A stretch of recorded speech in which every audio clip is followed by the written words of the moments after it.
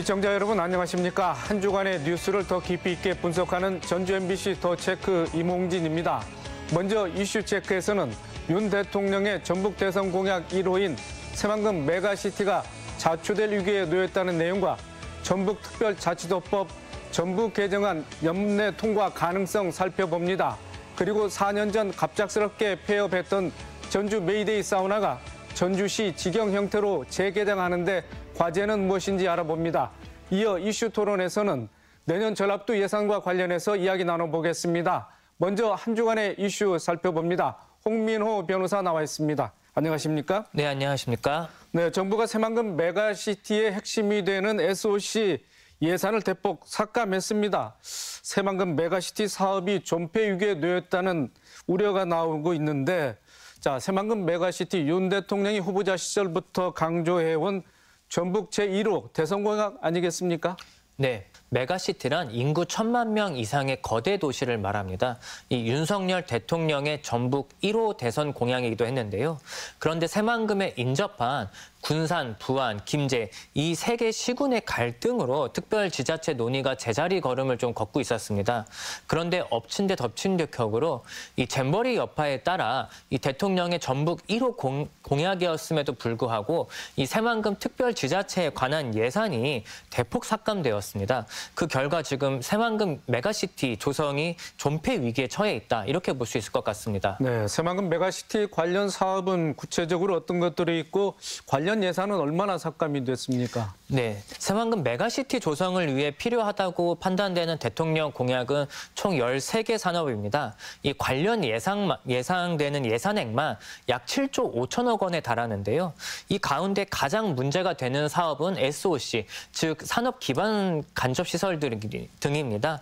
이 여기에는 하이퍼튜브 테스트베드 구축과 남북 3축 도로 착공, 그리고 새만금 공항 착공, 새만금 항 착공 이런 것들이 좀 포함되어 있었는데 아무래도 새만금 이 메가시티 발전을 위해서는 이런 인프라 시설이 선제적으로 먼저 들어서야 되는데 지금 여기서부터 벌써 막혀 있다라고 보이고요. 이러한 산업들은 지금 정부의 어떻게 보면 한편으로는 이런 보복성 예산 삭감으로 인해서 아예 행정 절차가 중단된 상태고요. 이 예산은 지금 아까 말씀드렸던 7조 5천억에서 지금 절반 이하로 감액되어 있는 상태입니다. 자, 좀 전에 말씀하신 대로 새만금 메가시티는 그동안 군산과 김제, 부안군 자치단체 간의 관할권 다툼으로 난항을 겪어왔는데요. 자, 원래 그렇다면 운영 계획은 어떻습니까? 네, 당초 전라북도는 이 세 개의 기초단체 행정 체계와 기본 업무는 그대로 두고요. 새만금과 관련한 공동의 사무에 한해서만 별도의 이제 새만금 특별자치단체를 좀 설치하려고 하고 있었는데 이 군산시의회와 김제시의회가 대립하면서 이 갈등의 골이 깊어지고 있는 단계입니다. 그동안 시장이나 이 군수들이 자치단체장들이 이 관할권 다툼을 좀 나섰는데 이제는 지방의회까지 나서서 다툼이 이어지고 있는 상황이다 보니 좀 얽혀 있는 것이 더욱 얽혀버렸다 이렇게 볼 수 있을 것 같습니다. 네, 사정이 이런데도 전라북도는 뚜렷한 목표를 제시하지 못하고 청사진만 내놓았다라든지 자, 자치단체 간 관할권 갈등 중에서도 소극적인 태도를 보이고 있다 이런 비판이 나오고 있습니다. 전라북도의 입장은 무엇입니까? 네, 이 지자체 간 주장이 상반돼서 서로 꼬리를 물고 있고 또 이 소송까지도 비화되고 있기 때문에 지금 전라북도의 역할이 더욱더 중요해질 수밖에 없습니다. 이 전라북도로서는 이 전방위적인 좀 설득 작업에 나서고는 있지만 이 김제, 군산, 부안 이 세 곳에서 서로의 입장차가 너무나 확연히 다르기 때문에 좀 어느 한쪽을 만족시킬 수 있는 중재안이 나올 수 있을지 좀 의문입니다. 네, 세 개 시군이 합의점을 찾지 못한다면 새만금 메가시티 물 건너가는 거 아니겠습니까? 현재는 지역 간의 분쟁을 좀 멈추고 힘을 모아야 될 텐데 아직도 입장은 첨예한 상황 아니겠어요? 네, 맞습니다. 이 새만금 발전에 되게 중요한 시기이지만 이 관할권에 대한 해결이 없을 경우에는 이 새만금 특별자치단체 출범 자체가 아직 어려운 상황이고요. 그렇기 때문에 전라북도로서도 좀 답답함을 좀 많이 좀 느낄 것이라고 생각을 합니다. 이 중앙정부, 그러니까 즉 행정안전부에서도 이러한 문제점을 좀 인식을 하고 이 중앙분쟁조정위원회를 수차례 개최했는데 어떠한 결과를 얻지는 못했고요. 일반적인 이제 결과 자체는 아마 내년 초쯤 나오지 않을까 예상하는데 만약 어느 불만이 있는 지방자치단체가 뭐 여기에 불복을 한다면 소송 전으로까지 또 비화가 될 수가 있거든요. 그래서 이러한 부분은 좀 피해야 될 것 같습니다. 이 지자체 간 좀 이기주의로 인한 갈등이 좀 새만금 개발의 발목을 잡을 수 있다는 좀 우려가 있기 때문에 좀 우리 전라북도에 있는 이 기초단체들이 좀 화합과 협력을 해야 될 때인 것 같습니다. 네, 새만금 사업 지난 30년 동안 지역 균형 발전과 국가 경쟁력 강화라는 그런 목표와 취지 아래 우여곡절을 겪으면서 추진해 왔는데요. 새삼 정부의 책임 있는 태도도 좀 필요해 보입니다. 자, 다음 이슈입니다. 내년 1월 18일 전북특별자치도 출범을 앞두고 있는데요. 자, 도내 정치인들이 발의한 전북특별자치도법 전부 개정안이 국회 행정안전위원회 법안 제1소위를 통과했습니다. 자, 어떻게 의결이 되어 있습니까? 네, 먼저 이 특별자치도법이라는 좀 용어부터 알고 넘어가야 될 것 같은데요. 우리 전라북도가 특별자치도가 되면 일반적인 도하고 기능적으로는 좀 비슷합니다. 하지만 좀 특별법에 의해서 좀 고도의 좀 예산이나 어떤 행정의 자치권이 좀 부여된다고 볼 수 있는 것이 이 특별자치도법입니다. 즉 좀 더 행정에 있어서 지자체의 권한이 늘어난다 이렇게 볼 수 있고요. 이달 22일 행안위 제1 법소위가 열려서 좀 전부 개정안이 의결된 상태입니다. 네, 전북특별자치도의 성공적인 출발을 위해서는 법안 내용이 중요할 텐데요. 전북특별자치도법 전부 개정안에는 어떤 내용이 담겨져 있습니까? 네, 일부 개정안하고 전부 개정안 두 가지를 살펴볼 필요가 있는데요. 일부 개정안은 작년에 발의된 이 특별자치도법을 일부 수정한 것을 말합니다. 이 대표적으로 2차 전지와 K문화산업 융합 이런 관련 특례가 좀 미흡한 것으로 좀 보여져서 이 부분을 좀 보충한 것으로 보이고요. 이제 다만 항만공사 설립이나 수산물 해상 운송비 지원 이런 부분들은 좀 큰 실익이 없어서 삭제되었습니다. 이에 반해서 전부 개정안은 이 국민의힘 정운천 의원이 발의한 것과 더불어민주당 한병도 의원이 발의한 것 이렇게 두 가지가 있는데요. 정운천 의원의 발의안에는 지역 이민 분야 7개 조항과 K-팝 관련 분야 6개 조항이 좀 포함되어 있고요. 한병도 의원 발의안에는 첨단 과학산업 기반 구축 시스템 관련 7개 조항과 금융 분야 6개 조항이 포함되어 있습니다. 지난 11월 22일이었죠. 행안위 법안 소위를 통과했는데요. 이후에 어떤 절차를 거치게 되고 또 연내에 전부 개정안이 통과가 되지 않는다면 어떤 파장도 예상됩니까? 네, 지금까지 이제 거친 절차가 8월에 전부 개정안이 발의된 것이 있고요. 그 다음 이제 지난 11월 22일에 그 행정안전부 법안 소위를 통과했습니다. 그리고 23일에는 행안위 전체 회의에서 전체 통과가 되었고요. 이제 남은 것은 국회 법사위와 본회의만 좀 남겨두고 있는데요. 만약 올해 개정안이 통과되지는 않으면 전북은 이름만 특별자치도가 되고요. 다만 예산이나 어떤 행정, 인사권에 대해서는 아무런 권한이 없습니다. 그렇기 때문에 이 부분만은 좀 반드시 피해야 되고 반드시 올해 안에 이 특별자치도법 개정안이 통과되어야 한다. 이렇게 좀 볼 수 있을 것 같습니다. 네, 오늘 마지막 이슈입니다. 전주 메이데이 사우나 전주시가 한국노총 전주안주 지배 위탁해서 운영했던 목욕시설인데요. 자, 지난 2019년도에 갑작스럽게 폐업을 했습니다. 그런데 최근에 전주시 직영으로 운영을 재개하겠다고 하는데, 자, 당시 폐업 상황을 좀 설명을 해 주시죠. 네, 방송을 보시는 우리 시청자분들 중에서도 분명히 피해를 입으신 분들이 있을 것 같습니다.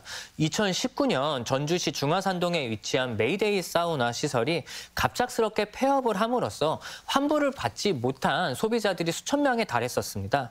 당시 원인은 메이데이 사우나를 운영하고 있는 한국노총 전주완주지부가 부실 운영을 좀 하면서 갑작스럽게 폐업을 한 것인데요. 당시 이제 이 운영하고 있던 이 한국노총에서는 이 마지막까지도 이 임차인들에게 이제 보증금을 받거나 이제 손님들에게 이 정기 입장권이나 이런 월권 이런 것들을 좀 판매함으로써 좀 많은 비판을 받았었습니다. 네, 당시 운영자가 계속 운영을 할 것처럼 속여서 말씀하신 대로 회원권이나 이용권을 팔아서 이제 이득을 챙겼기 때문에 뭐 시민들의 공분을 샀는데 자, 피해 정도가 어느 정도에 달았습니까? 네, 방금 말씀하신 것처럼 폐업 전날까지도 사실은 전혀 폐업 사실을 알리지 않고 영업을 했었었고요. 이 사우나 등 시설을 이용하던 이런 월권을 이제 정기적으로 이용하시던 분들 피해자만 650명에 달했었습니다. 그 밖에도 일일권을 미리 구매를 하고 그걸 사용하지 못한 피해자들도 있고요. 이분들이 약 9천 명에 달했고 이런 피해액은 약 2억 6천여만 원으로 좀 추산이 되었습니다.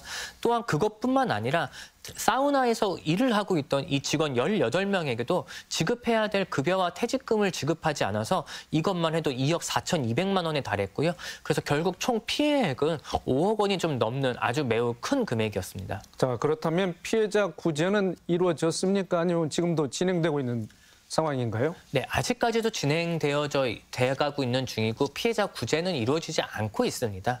이 한국노총 전주지부는 당시 이러한 책임을 다 전주시에 떠넘겼었고요.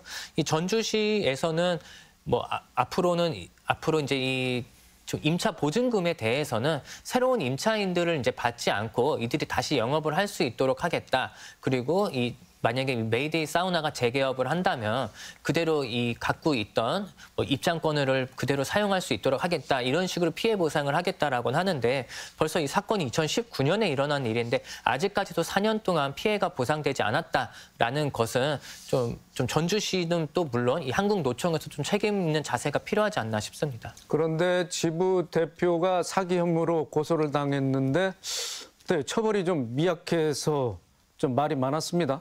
네, 이 재판에서 사기 혐의는 인정이 되었지만 다만 피해자 수가 많은 것도 알겠다. 하지만 피해 금액이 적었다. 뭐 예를 들어 뭐 목욕탕 입장권이 뭐 하나가 있었으면 뭐 피해 금액이 7천 원일 테고 뭐 10장이어도 뭐 7만 원이지 않느냐. 뭐 이런 식의 논리를 들어서 당시 법원에서는 이 한국노총 전주지부 대표에게 벌금 300만 원이라는 좀 이해하기 어려운 판결을 내렸습니다. 뭐 물론 법원의 이제 의도대로 말하신 대로 이 피해 금액이 적다고는 할 수 있지만은 이 피해를 입은 숫자가 수천 명에 달하고 한순간에 이 직장과 이 보증금을 잃어버린 피해자들도 분명히 있기 때문에 조금 더 엄벌에 처했어야 되지 않나 저는 이렇게 생각하고 있습니다. 네, 회비를 낸 피해자들에게 수억 원을 물어줘야 하고 또 시설 공사비도 좀 만만치 않았습니다. 그렇기 때문에 혈세 낭비라는 지적도 있는데 자, 재개장을 해야 되는 뭐 특별한 이유가 있습니까? 네, 전주시는 사건이 터지고 난 이후에 지난 3년간 무려 15억 원을 들여서 이 메이데이 사우나를 좀 새로 이제 어떤 시설을 리모델링하고 이제 보수 작업을 거치고 있습니다. 그리고 이제 이번 달 말부터 뭐 시범 운영을 하겠다 이런 계획인데요. 이제 시민들 입장에서는 이 메이데이 인근에 이미 사설 사우나가 2개나 있는데 굳이 필요한가 이런 의문을 좀 가질 수밖에 없는 상황입니다. 여기에 대해서 이제 전주시 관계자 답변은 현재 용도가 사우나 시설로 되어 있기 때문에 어쩔 수가 없다 이런 대답을 좀 내놓았는데 제가 보기에는 좀 이런 용도 부분은 충분히 행정적인 절차를 통해서 뭐 재량껏 뭐 개선이 가능한 부분인데 15억 원이나 되는 돈을 들여서 할 필요가 있나 싶습니다. 네, 알겠습니다. 이번 주 이슈 점검과 전망 홍민호 변호사였습니다. 수고 많으셨습니다. 네, 감사합니다.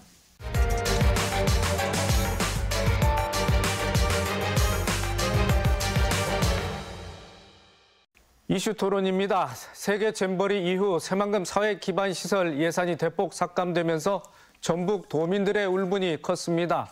전라북도 내년 예산안도 국세 감소 등으로 예년 수준의 편성이 어려울 것이라는 전망이 나오는데요. 이번 예산 편성의 특징과 경기 악화에 따른 세수 결손 대책은 무엇인지 이야기 나눠보겠습니다. 토론에 참여할 세 분 모셨습니다. 윤준병 더불어민주당 국회의원, 김정수 전라북도 의원, 이상민 전북시민사회단체 연대회의 운영위원장입니다. 어서 오십시오. 네, 반갑습니다. 네. 자, 윤준병 의원님, 새만금 잼버리와 관련해서 새만금 관련 예산이 대폭 삭감되지 않았겠습니까? 전북 국회의원들 예산 심의 기간 새만금 예산 복원을 위한 비상 행동에 들어갔는데요. 자, 새만금 예산 복원 어떻게 관철될 수 있겠습니까? 어떻습니까? 먼저 우리 잼버리대 실패 또 이어지는 새만금 예산의 대폭 삭감 이런 것으로 인해서 우리 전북 도민 여러분들께 심려를 끼쳐드려서 송구하다는 말씀을 먼저 드립니다. 새만금 예산의 보건 문제는 뭐 실현될 수 있느냐 없느냐의 가능성 문제라기보다는 꼭 실현해내야 된다 하는 당위성의 문제라고 생각합니다. 이 당위성 문제를 해결하기 위해서 우리 김정수 도의원님을 비롯한 우리 도의원님들 삭발 투쟁하고 저희들도 참여를 했습니다만 이런 삭발이 분노 또 항거 뭐 이런 상징적인 의미도 있고 이걸 꼭 관철해내야 된다 하는 결기의 의미도 있다고 생각합니다. 여러 가지 노력을 기울이고 있습니다만 반드시 해내야 될 과제다 이렇게 생각하고 마지막까지 복원될 수 있도록 최선을 다하겠습니다. 네. 자, 김정수 도의원님, 의원님께서도 새만금 예산 삭감에 반발해서 삭발과 단시 투쟁을 이어오셨는데요. 자, 어떤 마음가짐으로 임하셨는지 앞으로 또 어떻게 전망하고 계십니까? 네, 우리 전라북도 의회에서는 지난 9월 5일부터 65일 동안 단식 릴레이 투쟁을 했습니다. 거기에는 이제 35명의 의원이 동참했고요. 또한 23분이 삭발 투쟁을 했습니다. 그리고 임실에 우리 박정규 의원님께서는 280km가 넘는 그 긴 거리를 13일 동안 마라톤으로 도의회에서 출발해서 국회까지 가는 그런 어떤 저희들의 몸부림들이 있었다는 것을 분명하게 말씀드리고요. 그것이 이제 범도민 운동으로까지도 전개되는 그런 어떤 모습을 봤습니다. 이제는 뭐 이게 어떤 국회의 목이 아니고 또 민주당의 어떤 목이 아닌 우리 전북 도민들이 하나로 뭉쳐져서 우리 전북 도민들이 정말 예산을 꼭 쟁취하는 그런 일들을 해내야 되겠다. 거기에 우리 전라북도 의회도 결코 호락호락하지 않고 끝까지 투쟁할 것을 이 자리에서 또 이야기 드립니다. 예. 네, 알겠습니다. 자, 이상민 위원장님, 새만금 기반시설 예산뿐 아니라 전라북도 예산도 좀 우려가 있습니다.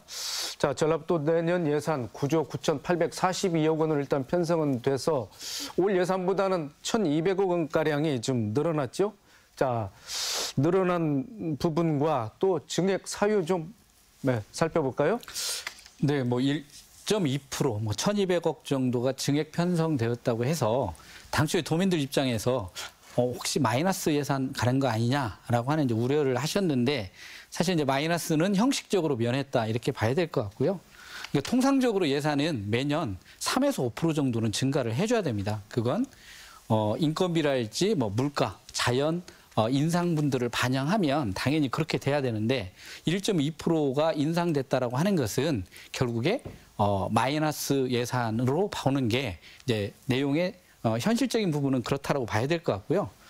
증가된 부분은 사실 이제 전라북도의 의지보다는 이제 국가의 어떤 보조 사업에 대한 예산 때문에 그렇다고 보여야 될 것 같은데요.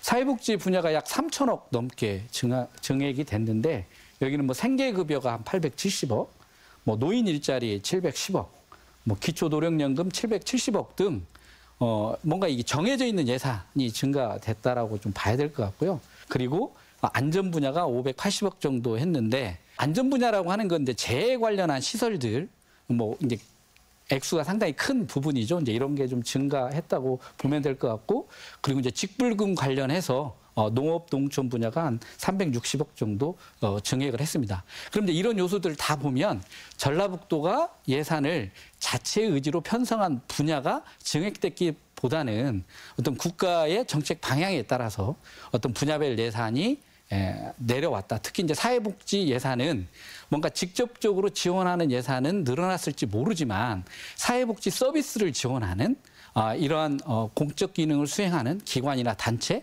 이런 부분들은 보조금이 많이 삭감되었기 때문에 아마 실질적인 예산 편성을 결과를 좀 체감할 수 있는 건 2024년 예산이 집행되는 과정에서 상당한 어려움들이 있을 거다. 이제 이렇게 보는 게 현실적일 것 같습니다. 네. 자, 김정수 도의원님, 시민단체에서는 민생경제 부분 예산이 줄었다고 지적을 했는데요. 자, 민선 8기 전라북도 예산 편성 안의 특징 어떻게 보고 계십니까? 민선 8기 들어서 이제 기업, 그다음에 에너지, 그다음에 투자 유치 등에 대해서는 예산의 비중이 조금 높아졌어요. 근데 이제 반면에 민생경제, 환경, 또 사회복지 등 그 서민의 삶과 직결된 예산은 조금 감소하는 그런 모습이었습니다. 신뢰를 놓고 보면 그 민생경제의 경우 그 소상공인 및 저신용 지원 예산이 34억 원이 감액됐고요. 그리고 청년 일자리 153억 원이 감액이 됐습니다. 그리고 환경 분야의 경우 그 탄소 중립 및 기후 변화 대응 관련해서 56억 원, 그리고 생태자원 관련 34억 원이 감액된 것이 한 예로 들 수가 있고요. 생활안전 분야의 경우에는 홀로 사는 노인 보호 등의 사회적 안전망 구축한 사업이 그 예산이 크게 줄거나 그다음에 아예 편성이 안 되는 그런 어떤 모습을 볼 수가 있었습니다. 이것을 우리 전라북도의회에서는 크게 문제점으로 문제의식을 가지고 있고요. 예산안 심사 과정에서 반드시 그 예산이 증액될 수 있도록 또 노력하는 그런 입장입니다. 예. 자, 이상민 위원장님, 지금 내년 예산안 편성을 놓고 국회에서도 여야가 좀 강대강 그런 대치를 이어오고 있는 상황 아니겠습니까? 자, 국세가 감소하면은 지방교부세도 줄고 또 지방세로 또 줄어듭니다. 자, 세수 감소가 이번 전라북도 예산안 편성과 어떤 함수 관계가 있을까요? 네, 절대적으로 영향을 미쳤다 이렇게 봐야 될 것 같습니다. 저희가 이제 재정 구조를 보면 국가에서 세금을 걷지만 실제 쓰는 곳은 지방자치단체가 60%를 씁니다. 이제 그걸 쓸 수 있게끔 해주는 게 뭐냐면 지방교부세와 보조금입니다.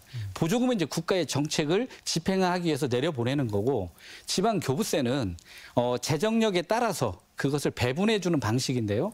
이게 이제 법에 따라서 내국세의 19.24%, 약 20%를 별도로 띄어서 자치단체의 재정력에 따라서 이렇게 배분을 해주는 겁니다.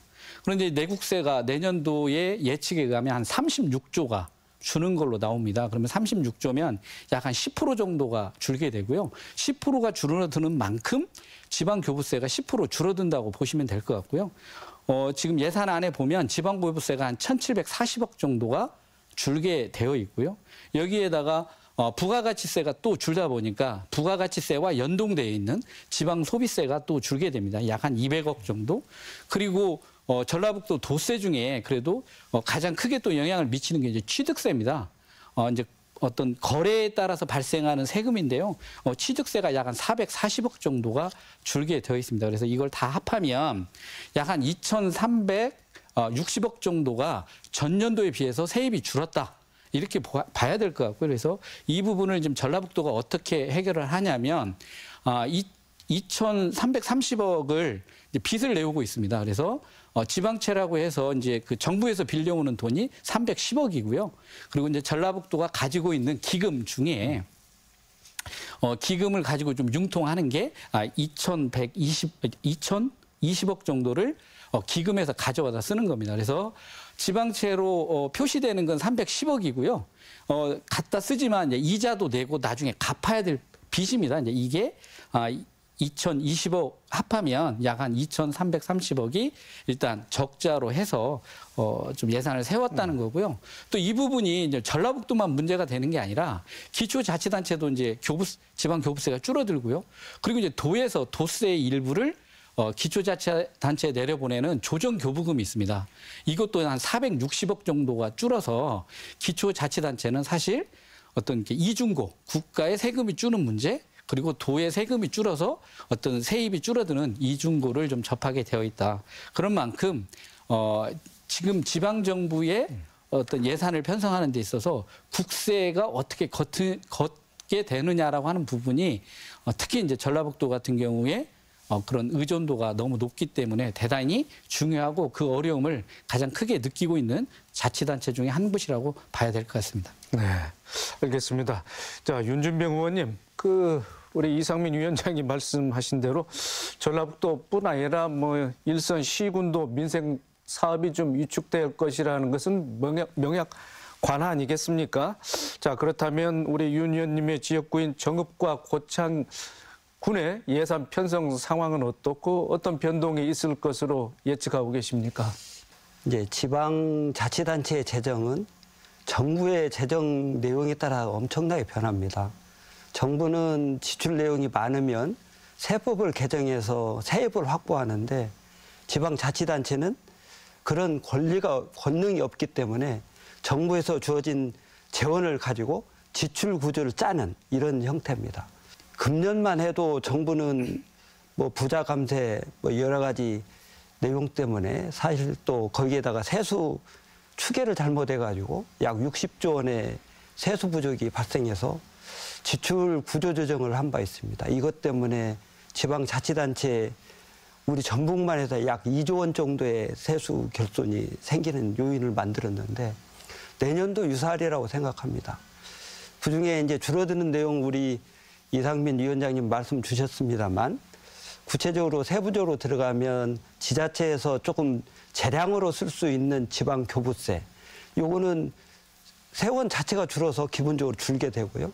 대신에 좀 늘고 있는 부분이 국고보조금인데 국고보조금은 다 매칭이 돼 있어서 그거를 의무적으로 지출하지 않으면 안 되는 경직성 경비로 이렇게 다 돼 있어서 그 부분이 늘어난다고 해서 증액되는 것을 마냥 좋아할 수도 없는 여건입니다. 지방자치단체는. 그래서 우리 지방자치단체의 재정적 여건이 꽤 나쁜 방향으로 변하고 있다. 지금 현재 뭐 이런 내용을 먼저 말씀드리고요.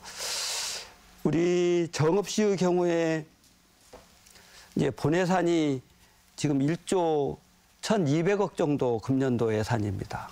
이제 내년에 한 150억 줄어서 1조 1,050억 정도로 이렇게 예산 편성이 돼 있는데 여전히 교부세가 많이 줄고 뭐 국고 보조금 좀 늘었지만 그런 재정 구조에서 좀 지금보다 금년보다는 악화되는 재정 구조로 이렇게 변해가고 있고 그러다 보니까 실제 지자체에서 쓸 수 있는 재량적인 자금이 줄어드는 이런 내용이어서 조금 허리띠를 졸라매야 되는 상황입니다. 우리 고창의 경우에도 지금 8,115억 이렇게 편성했는데 다행히 고창은 좀 늘었어요. 늘은 내용도 여전히 지방 교부세는 좀 줄지만 실제 국도비 보조금이 늘어서 그 내용을 커버하고 좀 늘었는데 여전히 이제 그런 총량으로는 좀 늘었지만 그러나 내용적으로 보면 재량적인 내용은 줄고 경직적인 내용은 늘어서 여전히 시장 군수들이 할 수 있는 룸이 줄어가지고 우리 주민들의 요구를 즉흥적으로 이렇게 실제 대응하기에는 좀 아쉬움이 있는 이런 국면으로 전환되고 있다 이렇게 말씀드릴 수 있을 것 같습니다. 네, 알겠습니다. 자, 김정수 도의원님, 부족한 세수를 충당하기 위해서 전라북도가 지방채 310억 원을 이제 발행하겠다고 좀 전에 뭐 이상민 위원장께서도 이제 설명을 해주셨는데 11년 만에 빚을 내는 것 아니겠습니까? 네. 자, 도정 운영에 어떠한 영향을 미칠 것으로 전망하고 계십니까? 네, 행정안전부의 그 공표 지방자치단체 채무 지표 기준을 보니까요. 그 내용을 제가 잠시 이렇게 가져왔어요. 그 가져와서 보니까 우리 채무액이 8,981억 원이거든요. 그러니까 전체 17개 광역단체 중에 우리 전라북도가 두 번째로 그 채무액이 아주 적은 그런 어떤 모습을 놓고 볼 수가 있습니다. 그 우리하고 좀 유사한 전남 같은 경우는 그 1조 4,700억 원의 규모였거든요. 그렇기 때문에 크게 걱정할 수준은 아니라고 조심스럽게 말씀드리고 싶습니다. 하지만 다만 지방채 발행은 결국 빚내기를 하는 거기 때문에 그 다른 어떤 세출 예산이 줄어들 수밖에 없다는 점도 부정할 수가 없는 거고요. 그렇기에 그 이번 그 지방채 발행이 그 엄청난 그런 위기는 아닐지언정 우리 공직사회에서도 항상 일정 수준 경각심을 가지고 바라봐야 할 그런 문제가 아닌가 이렇게 생각되어집니다. 예. 네, 알겠습니다. 자, 윤 의원님, 내년 1월 18일 전북특별자치도가 출범합니다. 자, 특별자치도가 되면은 예산 편성이라든지 또는 그 지출 분야에서 뭐 지금의 형태하고는 좀 어떻게 다른 방식이 적용되는 겁니까? 어떻습니까? 그렇게 만들려고 지금 특별자치도를 만들려고 하고 있죠. 네. 그러나 다만 이제 아직 특별자치도가 출범을 하지 않았기 때문에 내년 1월 18일 날 출범하기 때문에 내년도 예산 과정에서는 우리가 추구하려고 하고 있는 내용이 반영은 안 됩니다. 우리 특별자치도가 만들어지면 그동안에 기울어진 운동장을 조금 더 완화해서 우리 지역 발전에 기여할 수 있는 틀을 만들기 위한 구도를 만드는 작업이거든요. 이제 전국을 균형 발전 전략에서 보면 광역도시 중심으로 만들고자 하는 축이 5개 축이 있는데 우리 전북의 경우에도 그 축 안에 넣게 되면 오히려 전북이 광주권에 편입되는 문제가 있어서 그렇게 가서는 우리가 늘 소외되어 왔던 뭐 이런 내용을 반복할 우려가 있다고 판단해서 저희들은 국가의 발전 전략에 5개 광역시 외에 3특이라고 해서 강원도, 제주도, 전북의 경우에는 특별자치도를 만들어서 특별한 애호를 받자. 재정적으로나 또는 일하는 내용의 자율성을 갖는 측면에서 특별한 애호를 갖자 해서 지금 특별자치도법을 만들고 있습니다. 그 안에 이제 재정적인 내용으로 보면 뭐 교부세에 대해서도 의무적으로 좀 특별히 애호를 하는 내용이라든지 균형발전 회계 내에 특별 개정을 만드는 내용이라든지 또는 뭐 공격적인 내용을 좀 만들어서 세외 수입을 확보하는 문제라든지 이런 내용을 애를 좀 인정해서 전북에 재원적으로도 좀 우위에 설 수 있는 틀을 좀 만들어내자 하는 것이 이제 특별자치도법의 취지인데 일단 교부세 특별 내용을 좀 만드는 내용은 아직은 반영이 안 되고 있습니다. 대신에 균형발전 회계 내에 우리가 전북 개정을 만드는 내용은 반영이 돼 있고요. 그다음에 우리가 세외 수입을 좀 늘릴 수 있는 틀을 만드는 내용까지도 일단 반영이 돼서 그런 내용들을 잘 만들면 내후년 예산 작업할 때는 우리 전북의 예산을 재정적으로 좀 확보하는 데는 좀 자율성도 있고 특별 애호를 받는 룸도 좀 생기고 뭐 이런 내용을 만들어 갈 예정입니다. 네. 자, 이상민 위원장님. 자, 시민사회단체에서도 특별자치도에 걸맞는 특색 있는 뭐 사업을 좀 찾아야 된다 이렇게 주장하고 계시는데 자, 그 내용을 좀 말씀을 해 주시죠. 네, 뭐 대단히 중요한 부분들은 뭐 전라북도나 정치권에서 많이 챙기고 있고요. 그리고 이제 특별법 개정이 중요하다라고 하는 거에 대해서 정의도 동의를 하고 있습니다. 특별법 내용 중에 여러 가지 특례 중에 재정 특례를 어떻게 확보할 거냐라고 하는 부분들이 대단히 중요하지만 현실적으로 또 가장 어려운 그리고 다른 곳의 어떤 견제나 이런 게 많이 들어오기 때문에 좀 쉽지 않고 중앙 정부를 설득하기도 어려운 게 사실인데요. 이제 한편으로 이제 특별자치도가 만들어지면 출범을 하면 도민들은 어떤 변화가 있을 거냐라고 하는 부분에 대한 어떤 그 공론화랄지 소통해 하는 이제 이런 예산들은 없다는 겁니다. 대부분의 예산이 어떻게 하면 특례를 잘 발굴할 건지 그리고 이 특례를 가지고 직접 사업화를 하려면 어떤 게 필요한지라고 하는 용역 예산은 있고 이제 홍보도 어떤 언론 매체를 통한 이제 일방적인 홍보의 내용은 있지 어떤 도민들에게 내용을 잘 알리고 어떤 의견을 수렴할 수 있는 어떤 이런 예산들이 반영이 안 돼 있다라고 하는 부분들이 좀 아쉽다라고 하는 거고요. 특별자치도는 물론 제도를 바꿔서 전라북도가 좀 더 뭔가 이렇게 특별해지는 부분도 있겠지만 이 부분이 도민들의 삶이나 어떤 의견과 결합됐을 때 그 시너지가 나타난다고 봤을 때 뭔가 이게 항상 중요하다고 하는 부분 어떤 그 소통을 위한 그런 사업 계획이나 예산들을 좀 편성해서 그런 노력들을 좀 했으면 좋겠다 이런 거고요. 단적으로 저는 특별자치도와 관련해서 저희 이제 전북 시민사회단체 연대회에서 도에 요청을 해가지고 저희 이제 간담회를 한번 하긴 했습니다. 하지만 뭐 도에서 먼저 연락이 와서 간담회가 된 건 아니다. 그렇다고 한다면 어떤 시군을 중심으로 해서 공직사회에는 많이 간담회 같은 게 진행되고 있지만 어떤 일반 도민들이 좀 체감하고 그럴 수 있는 내용들을 좀 공유하고 또 이해할 수 있는 이런 노력들이 같이 진행이 되는 게 좀 필요하다. 그래서 성과라고 하는 부분들이 매우 중요합니다. 거기와 함께 도민들과 함께 소통하면서 가는 거 이런 예산들이 없다는 게 좀 아쉽다. 이렇게 봐야 될 것 같습니다. 네. 자, 윤 의원님, 우리 이상민 위원장의 설명 받아서 전북 특별자치도의 뭐 성공적인 안착을 위해서는 이제 좀 차별화된 그런 의제를 발굴해내는 게 뭐 1차로 뭐 중요한 거 아니겠습니까?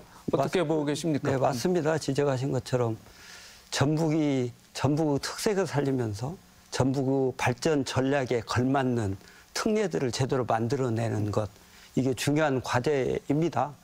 그래서 그동안 많은 노력을 했죠. 이제 저도 특례를 만들기 위한 노력들, 우리 지역의 전략산업에 맞는 그걸 뒷받침할 수 있는 특례들 이런 게 뭘까 뭐 이런 내용들도 저도 발굴했고 또 각 지자체별로도 도가 중심이 돼서 지역의 각 지자체에 맞는 우리 14개 시군에 맞는 그런 특례들을 좀 발굴해서 내주라. 그래서 쭉 수합했고요. 그 수합된 내용을 가지고 또 각 부처의 동의를 받는 작업을 꾸준히 했습니다.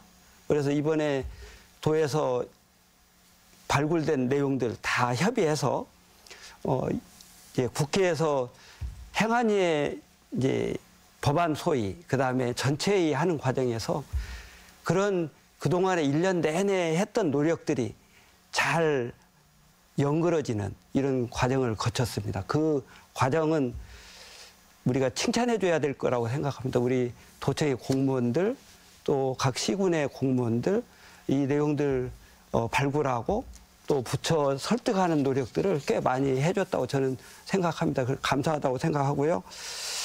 다만 이제 아까 우리 이상민 위원장님 말씀하신 것처럼 사전에 좀 협의를 잘했더라면 아쉬움이 있다고 그러셨는데 물론 이제 정도 차이는 있겠지만 14개 시군에서 지역 실정이나 전북도 발전에 필요한 특례들이 뭘까 하는 발굴하는 노력은 사실은 공모 과정을 많이 거쳐서 나름대로는 하려고 했는데 그 부분들이 우리 위원장님 말씀하신 내용 보니까 우리 시민단체까지도 이렇게 전파가 안 돼서 뭐 그런 아쉬움이 있는 것 같은데 그런 내용 잘 담기로 하고요, 앞으로도.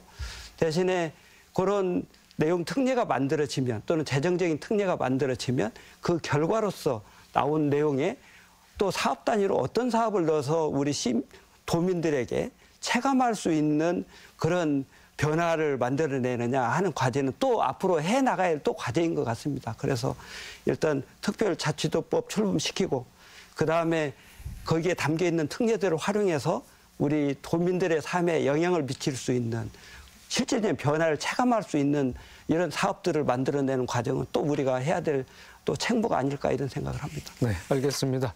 자, 화제를 좀 돌려서 내년 예산 또 다시 한번 좀 살펴보겠습니다. 자, 이상민 위원장님, 지역 화폐 예산도 뭐 대폭 삭감이 됐습니다. 정부가 뭐 영세 소상공인을 보호하겠다며 지역 화폐 사용처를 제한했습니다. 자, 정부 지침은 구체적으로 무엇이고 뭐 전라북도는 얼마나 영향을 받게 되겠습니까? 예, 그 정부가 올 2월에 행안부에서 지역화폐 관련한 지침을 내렸습니다. 통보를 했는데요. 그중에 가장 핵심적인 게 이제 두 가지를 말씀드릴 수 있는데 연매출이 30억이 넘는 업체는 이제 가맹점으로 들어올 수 없다 이거고요. 또 하나는 그 할인 지원금과 관련해서 10%를 넘을 수 없다라고 하는 이제 두 가지가 적용이 되면서 지역 하나 앞에서 말씀드렸던 30억이 넘는 업체들은 주로 이제 뭐 중형 마트나 병원 등등에 이제 이렇게 통용을 할 수 있습니다.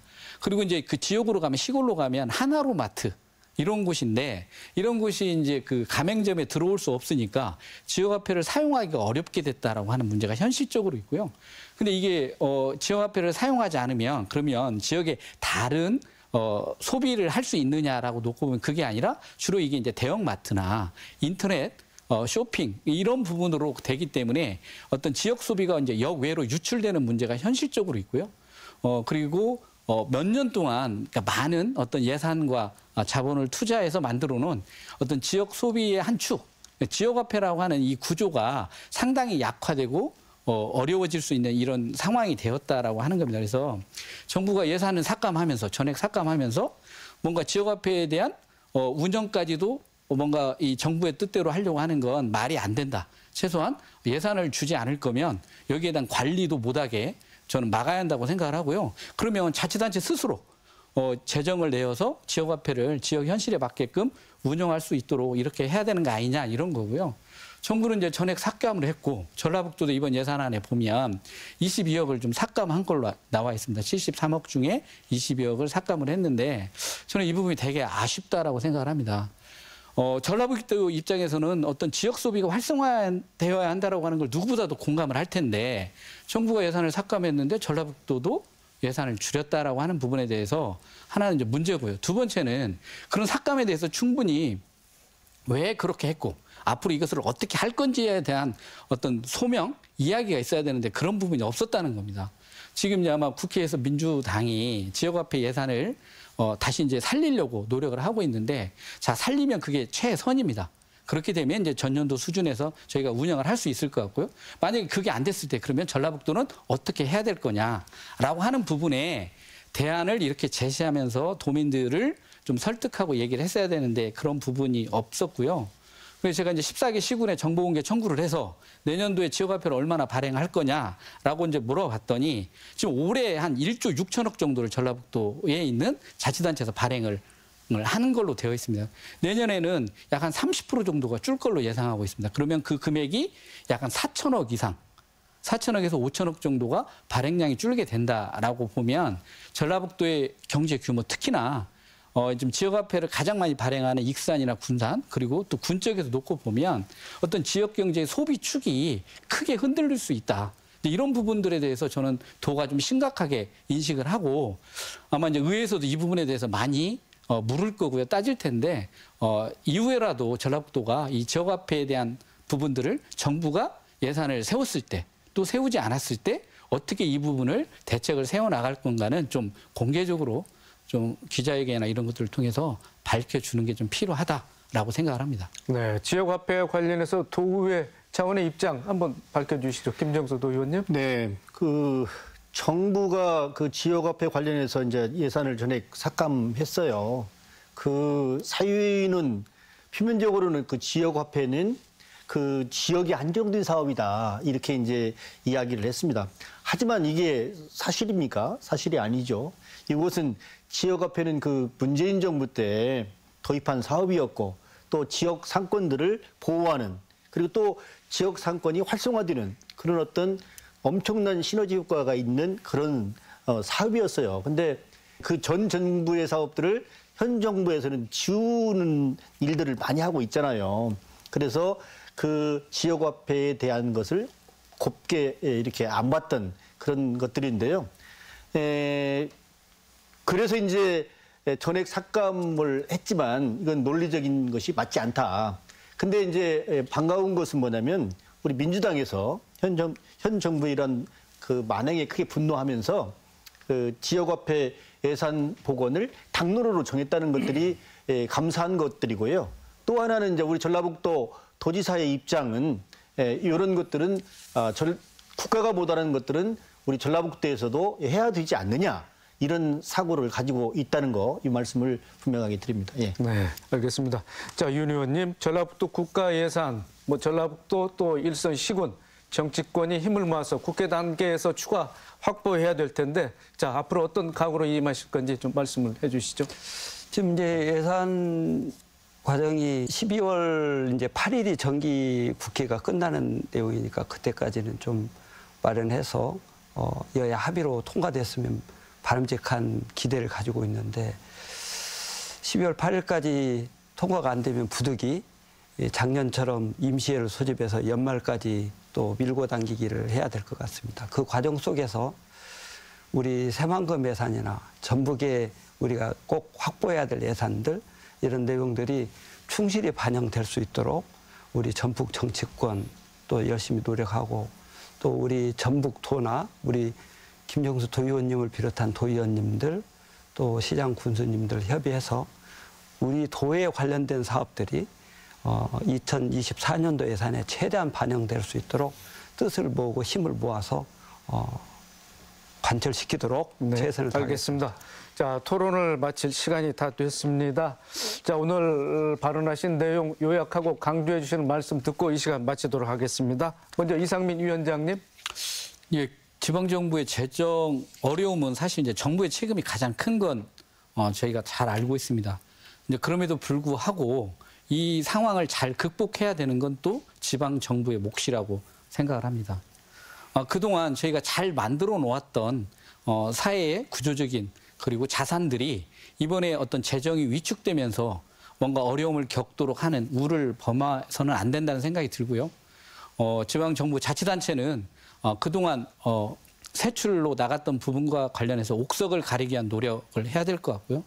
정말 필요하다라고 한다면 저는 지방채 발행도 어떤 도민들과 협의하에 그런 걸 만들어 가면서 지금의 어려움이 앞으로 계속되는 어려움이 아니라 지금의 어려움을 잘 극복해서 앞으로의 발전적인 내용을 만들어내는 게 전라북도와 의회의 역할이라는 생각이 들고 그런 부분에서 도민들이 보다 많은 관심을 가지고 재정과 도민의 삶은 떨어져 있지 않다라고 하는 이런 인식들을 좀 새롭게 하는 계기가 되었으면 좋겠습니다. 네, 알겠습니다. 이어서 김정수 도의원님. 네. 현재 전라북도의회는 그 특별자치도의 원년 준비와 또 민생 살리기를 최우선의 가치로 삼고 있고요. 정말 저희들이 한 푼의 낭비성 없는 예산이 발생하지 않도록 최선을 다해서 예산 심사에 임하겠습니다. 예. 네, 알겠습니다. 마지막으로 윤준병 의원님. 잼버리 행사 실패해놓고 그거를 국면전환하기 위해서 새만금 예산을 깎았습니다. 근데 지금 와서 보면 잼버리 잘못한 거는 어디 간 데 없고 새만금 예산 가지고 우리 도민들이 여러 걱정들을 하고 있습니다. 앞으로는 이와 같은 잘못된 관행들이 다시 반복되지 않았으면 좋겠다 이런 바람을 가지고 있고요. 이번 국회 과정에서 이런 잘못된 내용들을 제대로 시정하고 우리 몫을 제대로 찾는 이런 계기가 되도록 제대로 이렇게 점검해 나가겠습니다. 네. 자, 오늘 세 분 토론해 주시느라 대단히 수고 많으셨습니다. 네. 내년도 지방교부세가 줄면서 지방재정이 비상사태를 맞게 됐습니다. 세입의 상당 부분을 의존하는 지방교부세가 삭감되면 지자체들은 인력을 줄이고 사업을 축소하는 어려운 상황에 처하게 되는데요. 전라북도는 여야 정치권과 함께 한 목소리를 내고 원팀 정신을 발휘해서 전북 몫을 챙기고 내년에 출범하는 전북특별자치도의 순조로운 출발을 기약했으면 합니다. 더 체크 오늘 순서 여기서 마칩니다. 시청자 여러분 고맙습니다.